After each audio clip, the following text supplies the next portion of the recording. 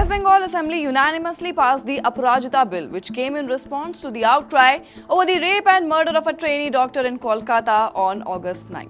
This bill proposes amendments to the Bharatiya Nyaya Sanhita, the Bharatiya Nagarik Suraksha Sanhita, and certain provisions of the Protection of Children from Sexual Offences, which is also known as the POCSO Act of 2012.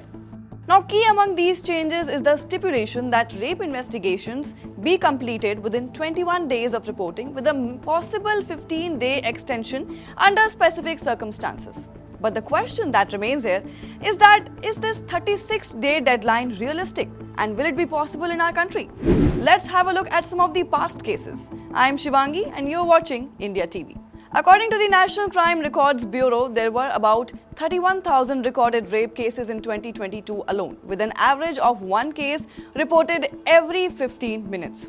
Now, if we look historically, then high-profile rape cases in India, such as the Mathura case from the 1970s, Bhavari Devi's case in the 1990s, and the Nirbhaya case of 2012 have led to significant public outrage and demands for legal reform.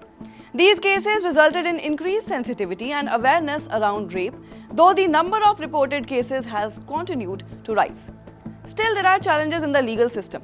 Despite harsher penalties and reforms following the Nirbhaya case, the conviction rates for rape remains low, hovering around 27 to 28% in recent years. Issues such as poor evidence collection, ineffective investigations, and inadequate prosecution contribute to this low rate of convictions. Moreover, judicial processes for capital punishment are complex and lengthy. The case of Nirbhaya, for instance, took over 7 years to reach its conclusion. Now let's look at the legal framework for capital punishment. In India, the process of securing a death penalty involves several stages. First is the trial and sentencing.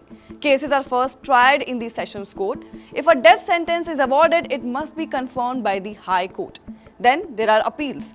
The death sentence can be appealed to the Supreme Court, which may also be subject to further review petitions. Then there are mercy petition as well. After judicial review, the convict can file a mercy petition with the governor or president, and there is no limit to the number of mercy petitions that can be filed. Then there is challenge to mercy petition rejection. Decisions on mercy petitions can further be contested in the Supreme Court. Moreover, there is judicial overload as well. The Indian judiciary is significantly burdened with a low judge population ratio of 21 judges per million people compared to 150 in the United States. Cases in India can take decades to adjudicate, largely due to the slow pace of lower courts. According to a recent report, it takes an average of 13.5 years for cases to be resolved, with lower courts handling the bulk of this time. Therefore, while Chief Minister Mamata Banerjee's push for a swift 36-day deadline for rape case investigations is commendable in its intent to expedite justice, the practical challenges within the Indian legal system make this a daunting target. The goal is undoubtedly to enhance accountability and speed, but achieving this within the set time frame will require significant reforms and improvements in the judicial as well as investigative processes. What are your views? Do comment and let us know. Till then, keep watching India TV.